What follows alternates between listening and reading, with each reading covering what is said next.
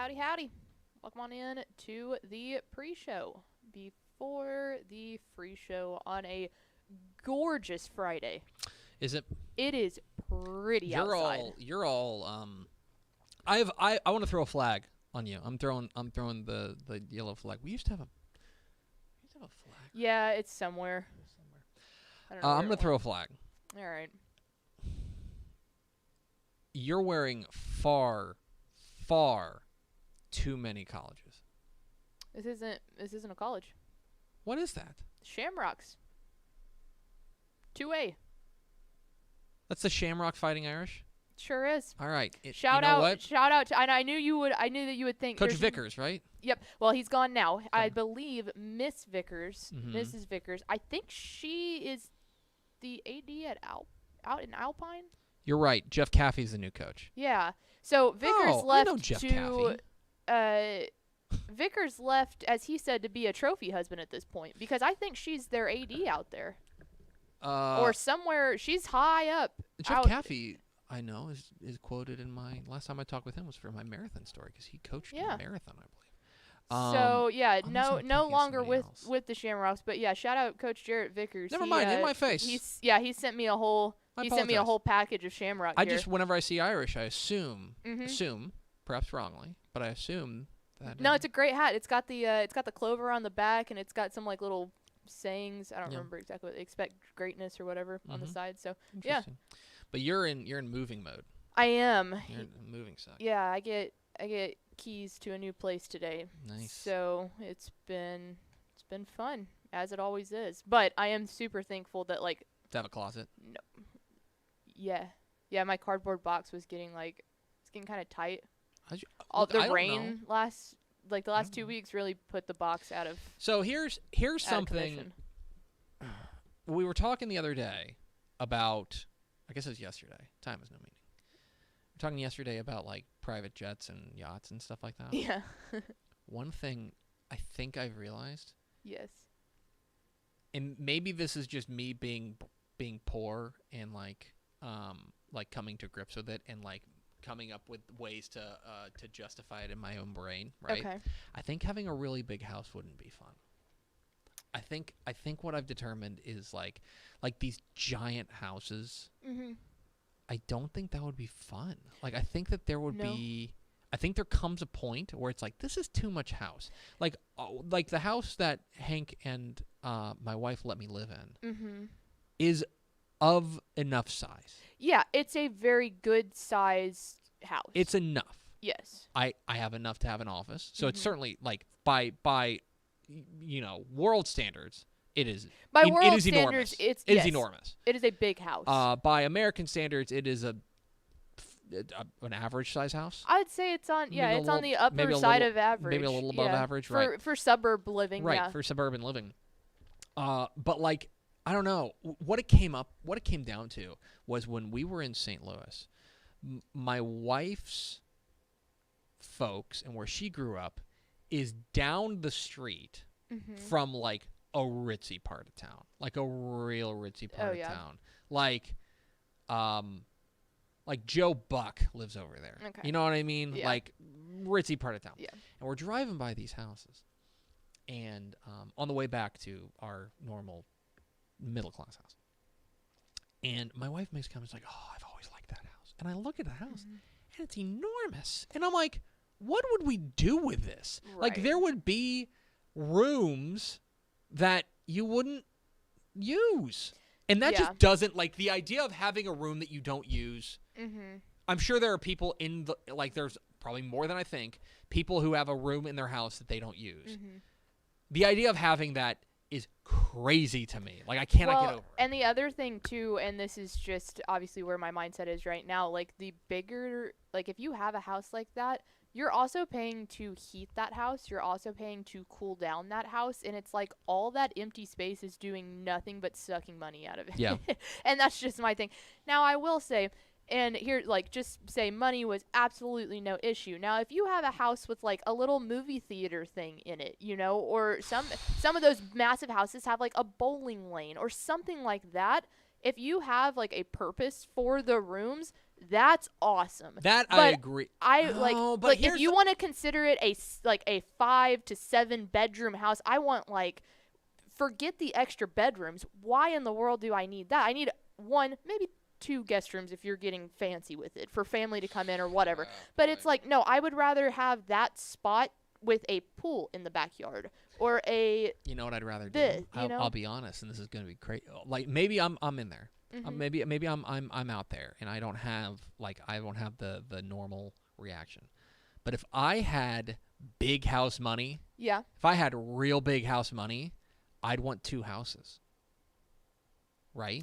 Oh yeah. I'd rather have a reasonably sized house and a lake house. And like a lake house or like a ranch house or a beach house or something like that. That's what I'd rather have. Yeah. Like the idea of just being like, I'm going to have this giant house with 10,000 rooms. It's like, why? Why? What are you going to use? I like that. It's I guess at that point it's quantity over quantity, right. but even your point about the bowling alley, like let's say you've got Richie Rich money, right? And you can have a bowling alley. How often are you going to use the bowling alley? Okay, well, like I weeble on a normal basis, so I personally, being oddball. But what I'm saying is, if you had a bowling alley in your house, and you lived there, realistically, you would use it twice a week maximum. That's what I'm saying. Twice a week maximum. It's freaking roast pickle hour in the comments now. Love it. Finally. Finally. Josh Chappa said, you need a room for all your boat gas. Do you need a room for all your boat gas? Where are you going to keep it? Aaron Flint said, how many houses do tycoons have? That's a great cross. That's a great question. What is it like? I mean, tycoons have minimum 3, right? 3 houses, yeah. Oh, yeah, absolutely. Because you've got overseas, my folks have a lake house, right? Yes. And do your folks, they have the big rolling turd. We have the big rolling turd that we take out to property, so yeah. To be clear, that's like an Airstream. We should be. It's an RV. An RV, right. Yeah, that's what we're referring to. So I think if you're a tycoon, you have minimum 3 houses, right? Yeah. Minimum 3. Well, and most because likely, my folks are not rich. They're okay. They do okay. Right. But and they have a lake house. Yep. Mm-hmm. Right. Something. Oh, what was I gonna say? Darn it! There was something. I don't know. It's in your brain. Oh, it'll pop up eventually. I don't remember. Oh, you had a great one-liner yesterday. I was gonna give you credit for this. Oh. We brought up the point. We asked the question to Shahan and Ish, which did they think was more expensive, a yacht or a private jet? And Shahan goes to Google, how much does a private jet cost? And Tepper goes, if you have to Google how much does a private jet cost, you cannot afford a private jet. Right. He typed in, could I afford a private jet? Yeah. And you said, if you have to type into Google, can I afford it? You cannot afford a private jet. It was a great one-liner. That's true. That's true. Anyway, what I'm saying is, you don't need a giant house to be happy, guys. We can just all live in our little huts, and we'll be okay. But I am upgrading from my box, so that's exciting. Good for you. Good for you. Hit the theme expo.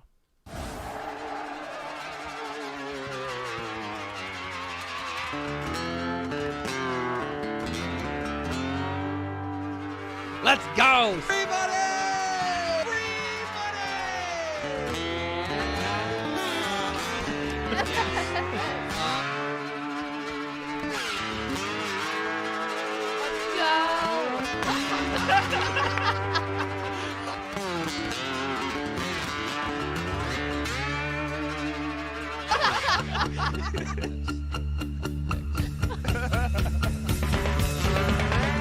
How to sing moving.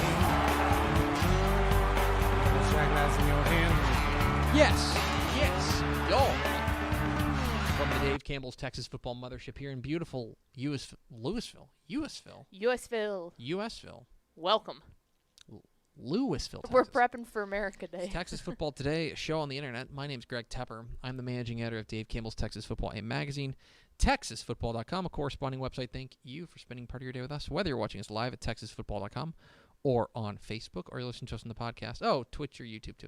Or you listen to us on the podcast, which you can subscribe to on the podcast vendor of your choice. Either way, thank you for doing your part to support your local mediocre internet show. I am sitting over there at the helm today, making us sound good. She is the Duchess of the Dorks. She is Ashley Pickle. Hello, Ashley Pickle. Howdy, folks. It hit me the other day that, my wife, you come up with nicknames as a kid, like a little pet names that you call them. Hankopotamus. That's a big one. That's she has. It struck me the other day that one thing we've called him is Henry Pickle, hey, Henry Pickle. You know what I mean? I don't know why. And then it struck me. I was like, that makes it seem like. Yeah. I don't know. Just doesn't work. Just didn't work. I don't know where it came from. I think he just thought the word pickle was funny, and so he That's fair. Most people do. Yeah. I don't know. I mean, I've been called many nicknames that refer to pickle, and they're not good. God knows I've called you a lot. Yeah. Today is Friday. June 18th, 2021. 160 days until Thanksgiving. Happy birthday to... I don't know whose birthday is it. We are... What is today? Yeah. June 18th. It's your happy birthday, Tepper. Soon, though, folks. Happy birthday to... I don't know. Australian rugby player Billy Slater. On today's episode 1188. On today's show, guys, we are revealing the top 10 in the Dave Campbell's Texas Football Associated Press Class 4A rankings, 4A Division 2 and 4A Division 1. Paul McCartney. Oh, okay. Apparently. It's his birthday. If not, Hector Still Rios alive, is huh? a liar. Still alive, huh? Paul McCartney. Yeah. Still alive. Good for him. We're revealing the top 10 in 4A, and then back out the show. It's Helpful Honda Mailbag Friday. We're answering your questions: high school football, college football, recruiting, lifestyle, romance, travel, all of those things. We have a couple of things to get to in that segment, including what everybody on the internet is talking about. So we'll get to that coming up here at the back half of the program. Big Twitter thread. If you've got questions about high school football, college football, recruiting, get them on the Facebook comments, Twitch comments, YouTube comments, or I'm on the text line, 972-532-6665, 972-5-DAMN-OK, 972-532-MONK. Do we have first four through the door? We sure do. It was Tony Blaylock, Rob Hadaway, Daniel Agnew, and Matthew McSpadden. Welcome in, fellas. Welcome in, friends. Oh, let me get this off the top. Cool. Because we'll run the 7-on-7 commercial in between segments. Yeah. Guys. And well, actually, not just guys. Friends. Lady fellas. You know what Sunday is? Father's Day. Sunday's Father's Day. Daddy. Okay? If you have not gotten your father a gift, or the father figure in your life a gift, TexasFootball.com/subscribe. It's like the perfect Father's Day gift. You can print off the thing. We'll have it done. You can say, here you go, Dad. Did you ever, that's a real quick side note, did you ever used to do that as a kid? If we were getting someone a gift that was an experience or something, we would go on Word and make a little certificate. Absolutely. So that way it wasn't just Absolutely. oh, by the way, we're taking you here. Yes. We used to do that all the time. Yes. So you can get a little certificate. I don't think so. But you can get a little certificate. You can make one. That's even more fun. Make a little certificate and say, hey, you're a Dave Campbell Six Football Insider. I got you the gift of football for a year, and you've got this magazine coming to your door. It's a great gift. TexasFootball.com/subscribe. Okay, enough of my stuff. Pickle, it's rankings reveal season. Rankings season. We are unveiling the top 10s in each classification. Of course, we have expanded rankings of every classification in the 2021 summer edition of Dave Campbell's Texas Football, which you can get at TexasFootball.com/subscribe. We have reached Class 4A. A lot of people's favorite class.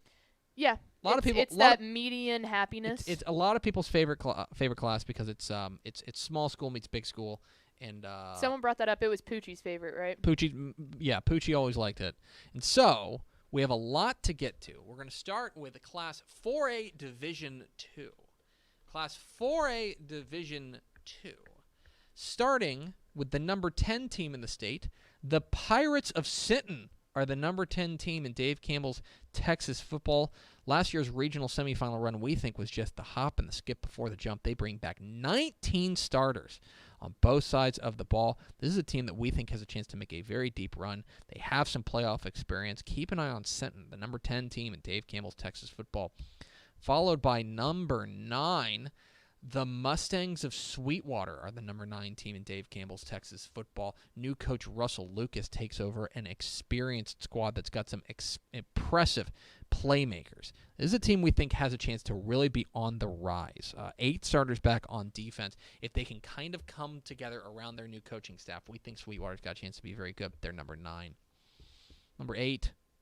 To Region 3 we go. Find the Belleville Brahmas, the number 8 team in Dave Campbell's Texas football. Last year's area round loss to Salado we think is going to be the fuel they need to get over the top. This is an extremely fast team. They've got a lot of speed on this squad. They should be able to battle, we think, for a district title and maybe even more.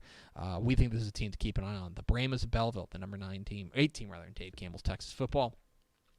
And at number 7, we stay in Region 3, where we find the China Spring Cougars checking in at number 7 in Dave Campbell's Texas football. An interesting squad here. The defense, we think, has a chance to be very good. 7 starters back on defense. They've got to find some holes, fill some holes on the offensive side. But they had a lot of success last year. We think they can build on that 10-3 record. China Spring starts at number 7. To number 6, the Bobcats of Salina, the number 6 team in Dave Campbell's Texas football. Last year's 6-5 run, we think, was a little bit of a misnomer because they didn't make it all the way to the regional final. But this team is loaded. We think this team has a ton coming back. A great senior class leads the way. They're going to be young at the running back spot and the defensive back spot, but Bill Elliott gets the benefit of the doubt there. We think this is a team to keep an eye on. Salina starts here at number 6. Into the top 5, a familiar face here. The Pleasant Grove Hawks are the number 5 team in Dave Campbell's Texas football. This is a benefit of the doubt pick here. Okay, they got wiped by graduation. They bring back just 1 starter back on offense, 3 starters back on defense. But plain and simple, Josh Gibson is one of the best young coaches in America. He's going to have them ready. We think they are a threat to win it all. They start the year number 5 in Dave Campbell's Texas football. Number 4. The Mustangs of West Orange Stark are the number 4 team in Dave Campbell's Texas football. Last year's run all the way to the area round of the playoffs last year, we think, was a little bit of an aberration. This is a team that got hit really hard by the pandemic. I think they were impacted really significantly. They finished the year 8-1, but a team that we think has a chance to be very good if they can find a quarterback. Keep an eye on West Orange Stark. I think they begin the year as one of the favorites in Region 3. We'll get to another favorite in Region 3. They start the year number 4 in Dave Campbell's Texas football. To number 3, the Texans of Wimberley are the number 3 team in Dave Campbell's Texas football. Last year's state semifinalist. Brings back a good amount, especially on the defensive side. We think they've got a great chance to be very good, especially if they can mature offensively at the skill position spots. If they do that, Wimberley's going to be in the mix. They start the year number 3 in Dave Campbell's Texas football and are picked to win Region 4. Number 2. The Buckeyes of Gilmer are the number 2 team in Dave Campbell's Texas football. Of course, the state finalist from a year ago brings back Brandon Tennyson and a whole slew of other outstanding skill position spots. They've got a couple of holes to fill on the offensive line, but having an all-state quarterback and good team speed on defense is going to put you in the mix. They start the year number 2 in Dave Campbell's Texas football. I have no idea who's number 1. Ready for the shocker of the century. Carthage Bulldogs are the number 1 team in Dave Campbell's Texas football, and if you didn't know why, maybe check out the gatefold cover of the 2021 summer edition of Dave Campbell's Texas football featuring Coach Scott Surratt. But it's not just Coach. This is a team that is going to bring back 8 starters on defense. This team is absolutely loaded defensively, led by linebacker Kip Lewis. The offensive line has to replace a couple pieces, and they need to find a quarterback. But when have you ever doubted Scott Surratt's offense? This Carthage team is the team to beat. They are the favorite to win another in 4A Division II to bring home that 9th state championship. Carthage begins the year number 1 in 4A Division II, according to Dave Campbell's Texas football. Of course, we have expanded rankings and the 2021 summer edition of Dave Campbell's Texas football, which you can get at texasfootball.com/subscribe. On to 4A Division I, Pickle. We're revealing the top 10 in Class 4A Division I according to Dave Campbell's Texas football. Of course, we are the official rankings provider of the Associated Press. We start with the number 10 team, the Midlothian Heritage Jaguars, the number 10 team in Dave Campbell's Texas football. 9-3 from a year ago, came up a little bit short to Paris in the area round of the playoffs, but we think that's going to fuel them. This is a team that does have some pieces to fill, especially kind of in the offensive line. Up front, this is a team that I think is going to be very dangerous, though, if they can progress in the trenches. Wide receiver, don't worry about it. Defense back, don't worry about it. It's going to be in the trenches that determines where this team goes. But Midlothian Heritage, we've got high hopes for. They start the year number 10. Number 9. The Bulldogs Kilgore, the number 9 team in Dave Campbell's Texas football. Remember, this was a team that ran all the way to the regional final last year, and we think they have a chance to be very good, especially on the defensive line. Their defensive line and their secondary could be very good. They are pretty young offensively. Mm-hmm. This is a young Kilgore offense. It may take a little bit of time for them to get into gear, but if they get there, they're going to be dangerous. They start the year number 9 in Dave Campbell's Texas football. Their district bunkmate is number 8. The Lindale Eagles are the number 8 team in Dave Campbell's Texas football. They ran all the way to the state championship game last year, and they do lose superstar running back Jordan Jenkins, but they have a lot coming back. Yeah. I believe they've got 4 of their 5 offensive linemen coming back. A lot of the worker bees, so to speak, around Chris Cochran's squad are back. If you think last year was a flash in the pan, you are wrong. Lindale is going to be dangerous. They start the year number 8 in Dave Campbell's Texas football.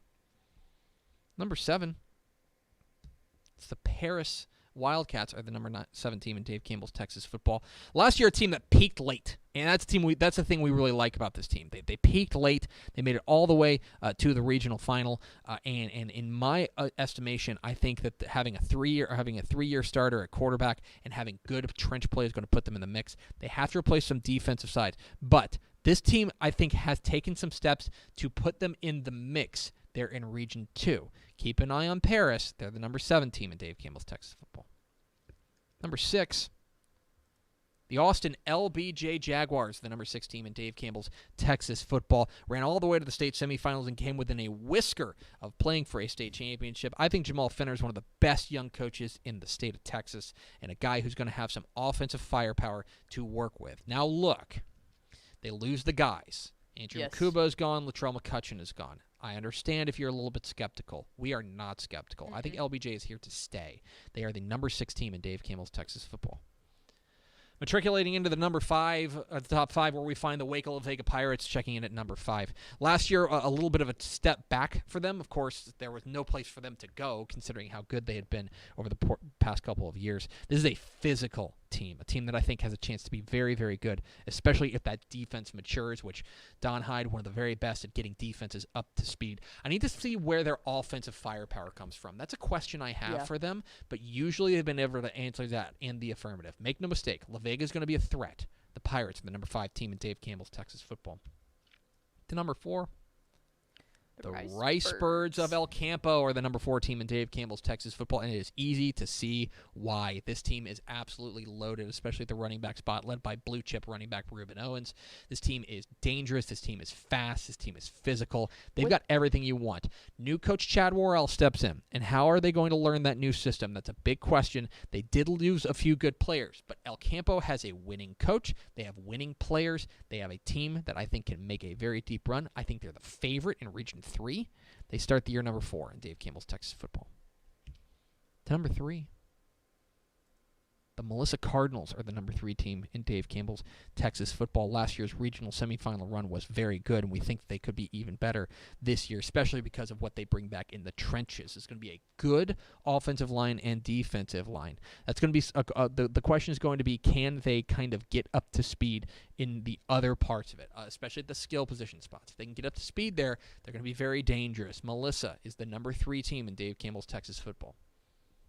Only 2 spots left, Pickle. One of them, the number 2 spot, belongs to Corpus Christi Calallen. Coach Phil Danaher is back, the winningest coach in Texas high school football history. Brings back a team that I think is going to be very strong on the defensive side, which is pretty par for the course for the Wildcats. This is a team that I think does lose a fair amount of their playmakers, but the offensive line, I think, is going to be very solid. They're going to run the ball. This is a team that we think has a chance to make a very deep run. Keep an eye on Calallen. We think that they're very dangerous. We think they have a chance to get back to AT&T Stadium. The Calallen Wildcats start the year number 2, which means that the number 1 team in 4A Division I to start the year, the defending state champs, the Eagles of Argyle, start the year number 1 in Dave Campbell's Texas football after last year's undefeated run, 16-0.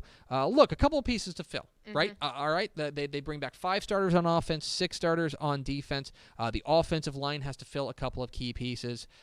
This is going to be a different-looking team, but Todd Rogers is a wizard. Our 4A coach of the year. Plain and simple. And he's going to have those boys ready.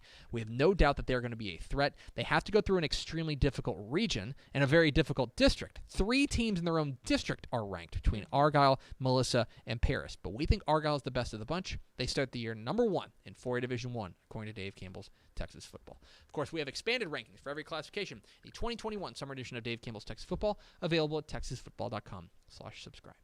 Clearly, if you want to be good in 4A Division 1, just be some sort of shade of red or blue. Yeah, because that's all you're working with. A lot of red. LBJ has that sweet little violet, but other than that. Yeah, we're Texas Football Today. We're here every weekday at noon on texasfootball.com, talking football in the Lone Star State. You can follow us on Twitter at DCTF, like us on Facebook, facebook.com/Dave Campbell's. Follow us on Instagram, instagram.com/Dave Campbell's, and of course, see us at texasfootball.com. Texasfootball.com is where you can find complete coverage, high school football, college football, and recruiting all across the Lone Star State. Hope you will consider becoming a Dave Campbell's Texas Football Insider, texasfootball.com/subscribe. Meanwhile, what are you doing next weekend? Maybe Thursday, Friday, and Saturday. Sounds like perfect time for some 7-on-7 state championships. Whether you're going to be in College Station or not, you can catch all the action. That was crazy. I don't know what just happened, but I know we're going to state.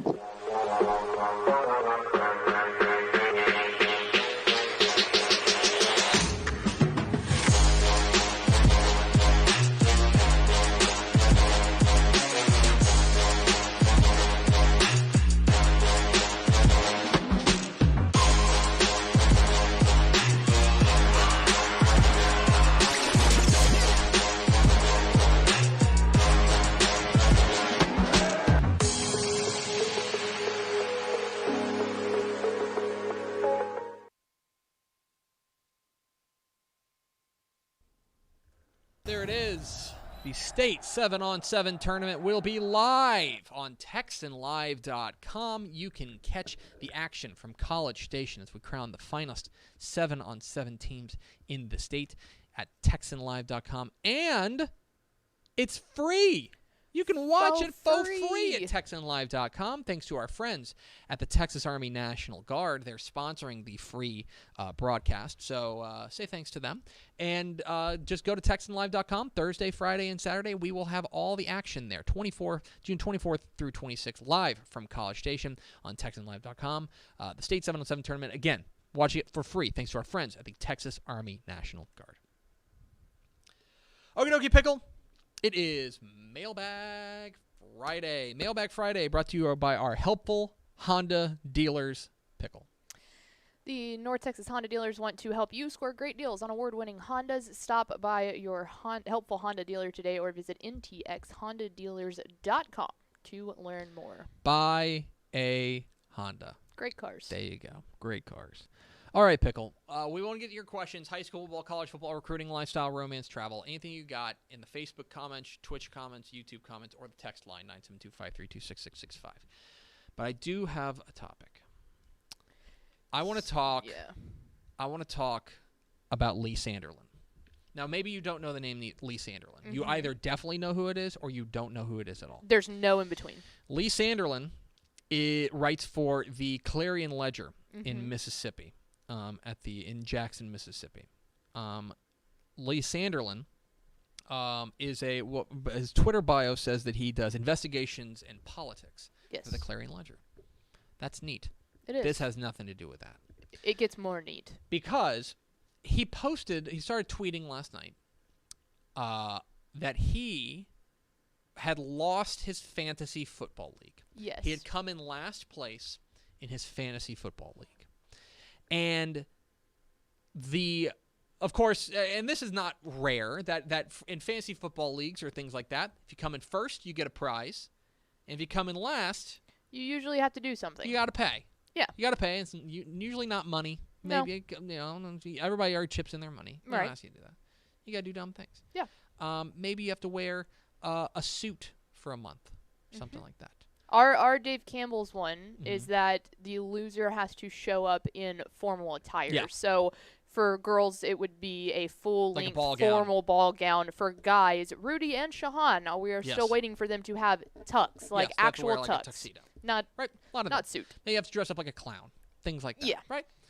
The payment for Lee Sanderlin, though, and his his fantasy football league was genius. Was that he was sentenced to 24 hours in a Waffle House. In a Waffle House. He had to spend 24 consecutive hours in a Waffle House. Now, there's one other caveat to the rule. Yes. Which is, for every waffle that he ate during that 24 hours, he got to take an hour off. Right. So, he got to shorten his punishment by an hour. So, if you eat one waffle, you only spend 23 hours in the Waffle House, et cetera, et cetera. So he started tweeting yesterday about 4 p.m. He showed up at the Waffle House. And before I get to his story and what he actually ended up doing, let's talk a little bit about Waffle House waffles, okay? Because if you're thinking of an Eggo, you're wrong. Even if you're thinking of like a Texas-sized one from a hotel, these are big boys. Like they apparently have plate. They apparently size. have 350 calories per waffle. Per waffle. These are big. Realistically, like you can cut them into fourths, and that's about the size of an Eggo. Correct. And so, Pickle, I want to ask you before we get to his story and what he ended up doing. Yes. You're faced, first of all, an elite bet payoff. It's a fantastic. I also have to. It's relatively harmless. Right. Right. It's relatively harmless, except the person who has to undergo it. Right. Like. I also like that you can choose your fate here. You could try Yeah. and just house as many waffles and get out of there, or you could just sit there for 24 hours. You could sit there and just eat 24 waffles and leave. Yep. You could. You could. Or you could just sit there for 24 hours and never eat a waffle. Be there. Right. So I like that. So there's a little bit of choose your own adventure here, but Pickle. You're somebody who prides themselves, who talks a big game, a large game, about being a big eater. Yeah. Let's talk about your strategy here. What's your play? What's your strategy for this bet payoff? So there's two scenarios, and from what I gathered from reading through the Twitter thread, it kind of bases my scenarios off of this. So one, if I'm not allowed to bring like anything with me to do, like read a book or maybe even a computer to sit there and watch Netflix or something like that, then I think my strategy is just try and house back some waffles. So from what we understand, you are able to bring whatever you want. So he had a bunch of podcasts lined up. Yeah. I'm sure if he wanted to, he could watch stuff on his phone. You got to charge it, of course. That's a problem. But you just have to spend 24 hours in the Waffle House. They didn't say that you couldn't bring things. So if that's the case, then I say my goal is to at least put down, over the course of time, at least put down 6 waffles. And get to 18 hours. And get to 18 hours. Because I feel like if you can stretch it out right, 18 hours is like, okay, you're going to be in the Waffle House for a long time, but it's kind of fun. You know, I'm sure, like, he got to know the people there. Like, it's an experience. I don't think I could house 6 of those waffles. They're massive. They're also very sweet. If you're adding syrup on top of it, that's even more sweet, and I don't do sweet, so waffles would be a pain for me. But I would say at least over the course, try to get it down to 6. Try to get 6 waffles down. Okay. The other thing is, too, like he said, underrated. The moment the waffle goes cold, difficult. So hard to do. So you got to be ready to house the waffle when you order the waffle. Here's my play. Okay, so let's work on the assumption that you're showing up at 4 p.m. like he did. Yeah. Okay, you're showing up at 4 p.m. First of all, a lot of this comes down to prep. Okay, you got to know you're going into it. So if I'm showing up at 4 p.m. on a Thursday, my last meal is lunch on Wednesday. Okay. Like, I am fasting. I am walking in starving. I'm walking in dying to eat something. Okay? Here's the play. 4 o'clock, you sit down and you order 4 waffles. Right then. You order a stack. Right then, and you pound those things out as quickly as you can. I'm talking, you got to get those things down in 15 minutes before your brain realizes what you're doing. That you're full, yeah. You've got to do that. Okay? And at that point, so let's say you're done, and that's easier said than done for me. But let's say you get those 4 waffles down in 30 minutes, okay?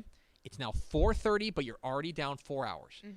you are taking the next 8 hours off. Yes, absolutely. You're drinking water and coffee, okay? You're drinking water and coffee, and then what's going to happen is at 12:30 or so, 12:30, 1:30 maybe if you want to go there, you're ordering another 4, okay? You're ordering another 4, and again, you're pounding them out. Just go, eat them as quickly as you can.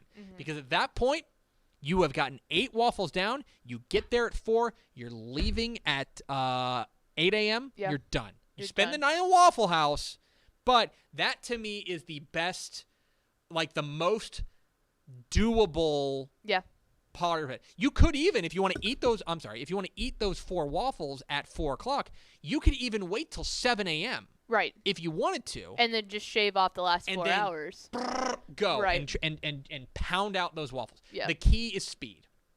The key is absolutely positively speed. You cannot give your body time to react to the torture you're putting, the concrete you're putting in. Yeah. Yeah. That's what I'm And that's the big thing is you cannot let the waffles get cold. No. You once they're done, like you got That's you why gotta I be might hungry go, when you eat. I might say as soon as I finish these 2, give me the next 2. I don't know if I would do 4 at That's once interesting. because I feel like the last like quarter of them would get pretty, which is basically a whole waffle, would get cold by the time you're even able to get there. Maybe go you order 2 and say when you 2. see I've got like 3 bites left, I need the next 2 waffles on my table. Because here's the thing. Yeah. Another important part of this is you got to make sure you're not in there alone. You got to make sure I think at the beginning of the night, everyone in there, every Waffle House employee, I'm slipping like $15 or $20. Yep. And I'm saying, I need you on this wall with me. Yep. We've got to get through this together. Oh, yeah. And yeah, it's going to cost me some money because the shift's going to change and I got to pay them too. Good. But you know what? It's better than being miserable. Oh, and because they're enjoying this. Because you do not want to be there. You don't, like, let's be real. It's not feasible to eat 24 waffles. It's probably not feasible to eat 12.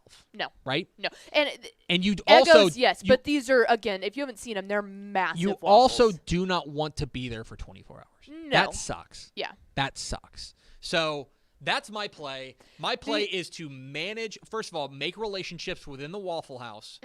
Manage your workload here. Come in hungry, pound out 4, and then you've got, what?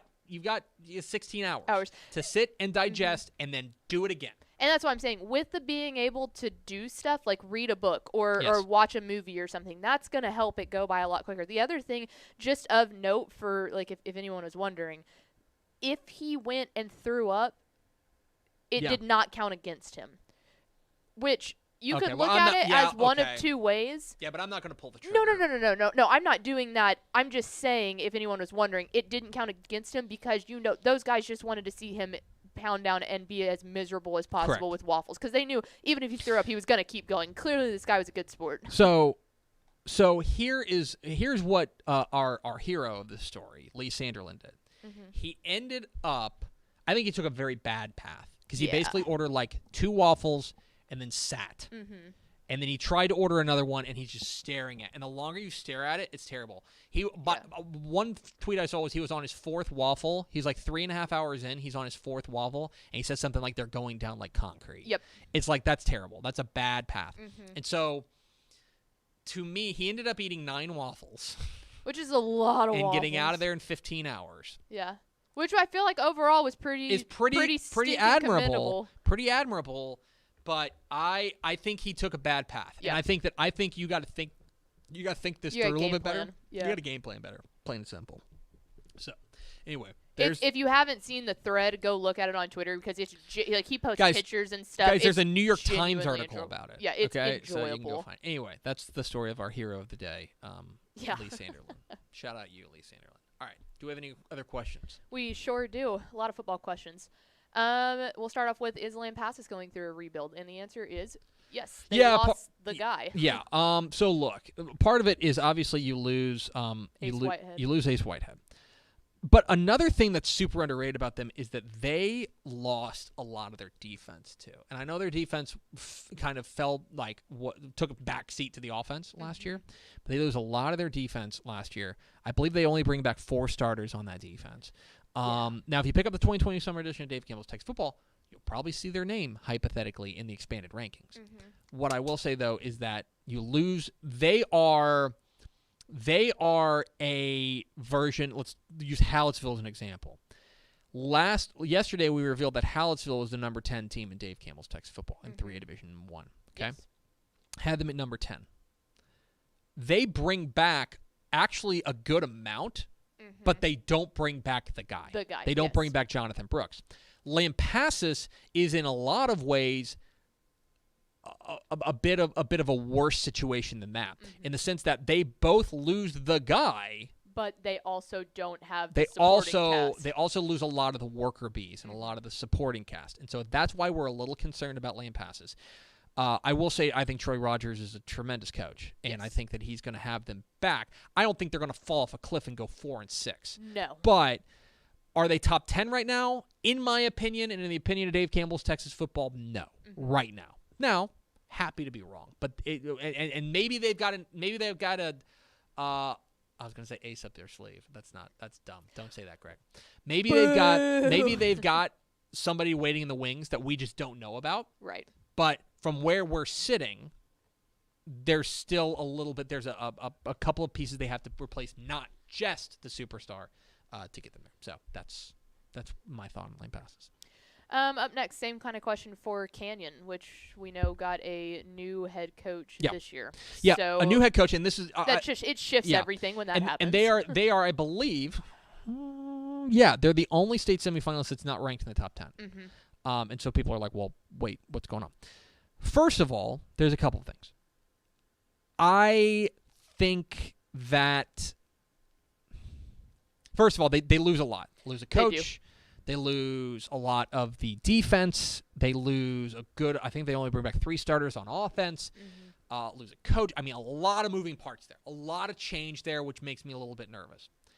The other thing I'll say, and this is talking a little bit out of both sides of my mouth, and I admit that, I think Region 1 is probably the weakest region in 4A Division 1. Part of it is that there's just not that many teams. Right, I was just going to say, like, Canyon's in a 4-team district. I think there's 18 teams in Region 1, so part of it is that there's just not that many teams. The other part of it is that I think they're all really bunched together. That I think Canyon and Dumas and Springtown and Decatur, who's doing some weird things right now, school board, all those teams are pretty tight. Yes. And so they have to go through each other. They have to go through each other. And so I think right now, if I were to pick a Region 1 winner, it might be Springtown. I think they bring back a little bit more than Canyon, a little bit more stability there. But it's just, I don't know. But Region I do think 1's just so hard to get a handle on. And I also think that because there is such depth in other regions, did they promote within, or am I thinking a different? Because I'm pretty sure even if they didn't, it was pretty late, I want to say. I'm pretty sure that most of their Canyon assistant coaches are still intact. Yeah, Canyon promote their office. Okay, I was going to say, so they're still, that program is still intact. Part of this I think is just the esteem that we hold Blake Bryan in. Right, exactly. And I think he was a superb head coach, and you could replace him with Don Shula, and I'd still be like, have some questions. Yep. You know what I mean? Like, that's where I'm at on it. It's again, hypothetically, if you were to pick up the 2021 summer edition of Dave Campbell's Texas Football, it wouldn't surprise me if they were ranked. But as far as top 10 is concerned, there's still so many moving parts there. I like this question a lot. Because it's talking about a ranked team, but another team that we are very, You're only saying that because pretty high you don't on. like the other questions. No, I do. Can Stephenville overcome La Vega? And that's a juicy question there. Because we talked a lot about where La Vega's at, and I feel like we're high on Stephenville, though. Yeah, I like Stephenville. A little bit of a dark horse candidate. I would say they're in that dark horse category. I think that they're a team that I think last year, 6-6, it's kind of a weird year. I do think that, look, this is a third year for Sterling Doty. There's ample reason to believe this is going to be the best year. They're working a new quarterback, probably going to be Coy Eakin. They're high on him. He was good as a receiver last year. He's got the size. Working in a new quarterback. I don't know. Like, can they? Yeah, absolutely, because we have questions about La Vega. I do think that District 5 is probably more wide open than it's been in a while, because it for a long time, for the last couple of years, it's kind of been La Vega. Well, I mean, and they weren't in the same district, but you know what I mean. La Vega, Midlothian Heritage kind of duking it out for the district title. I think those two teams, it's fair to say, have maybe taken a half step back. Has the gap narrowed enough that they can go out there and take it on? I think so. I think it maybe becomes a 3-horse race there. So if the ceiling of Stephenville is as high as it could be, then there's a dark horse component. Another interesting thing about Stephenville, though, is I actually I don't know. I'm a little bit more bullet.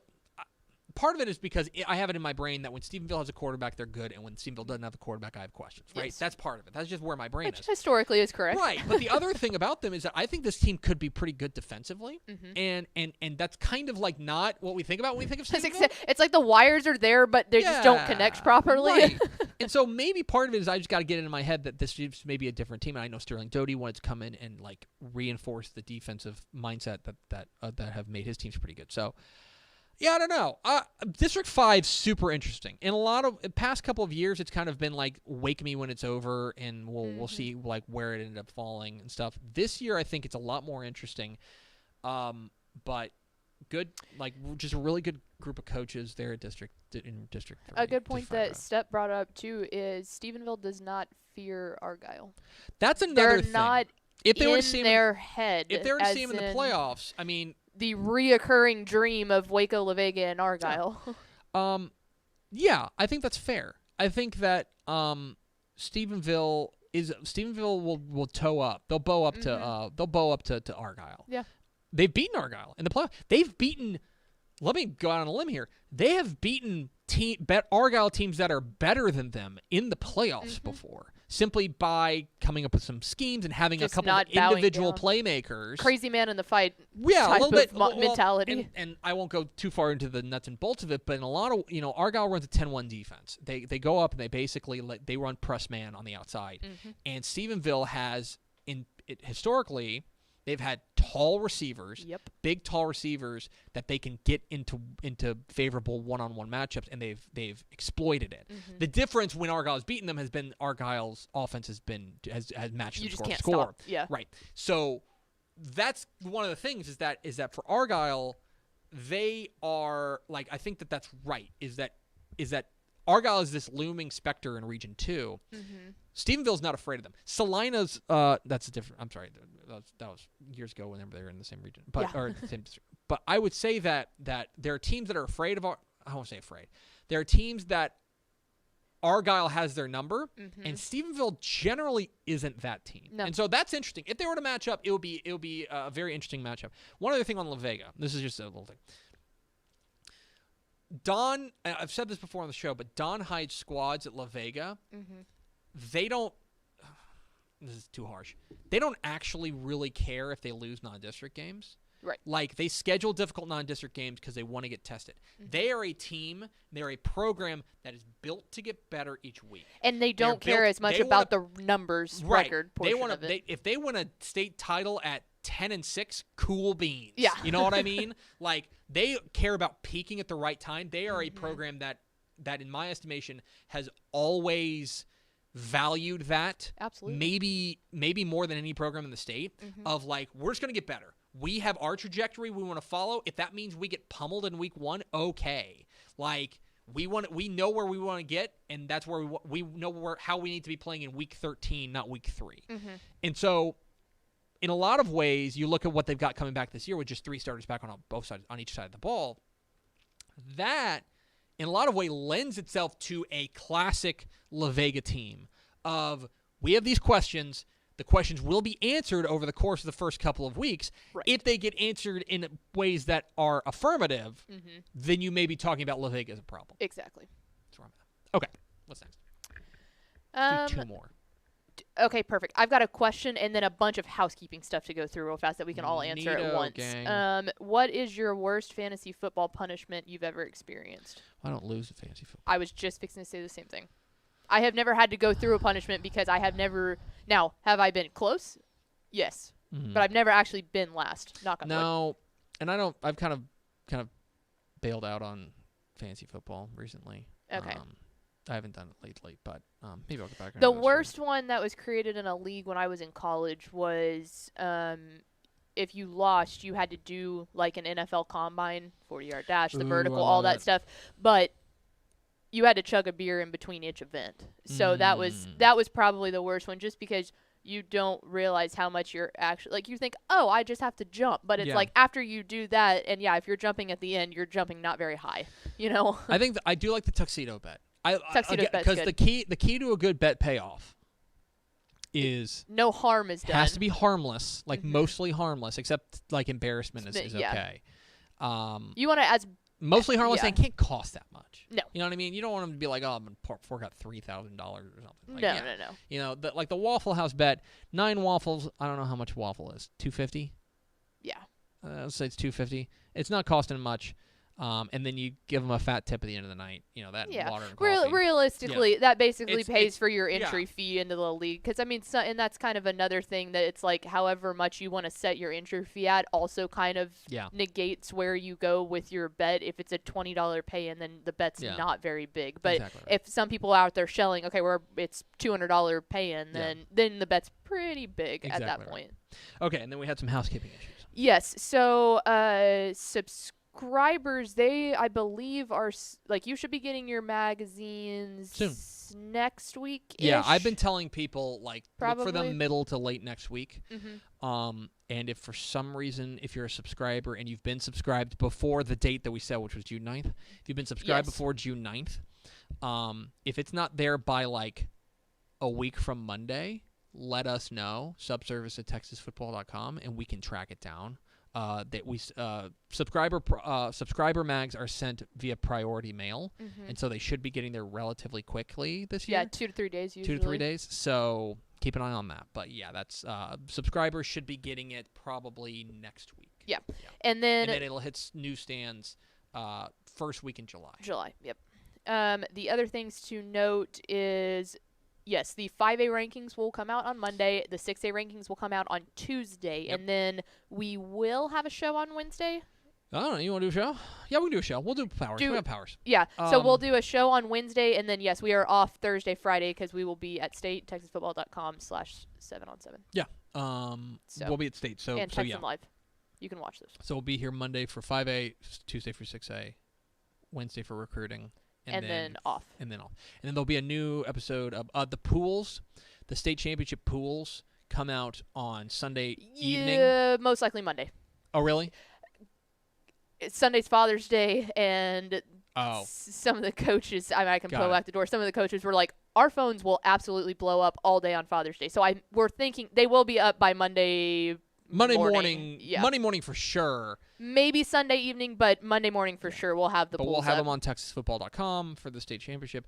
We'll have a new episode of Tep and Step for you, previewing the state tournament. We got a whole bunch of coverage. Step's got a premium look into the state championship stuff coming out too. So if you're a subscriber, you'll get tons of 7on7 content flooding next week.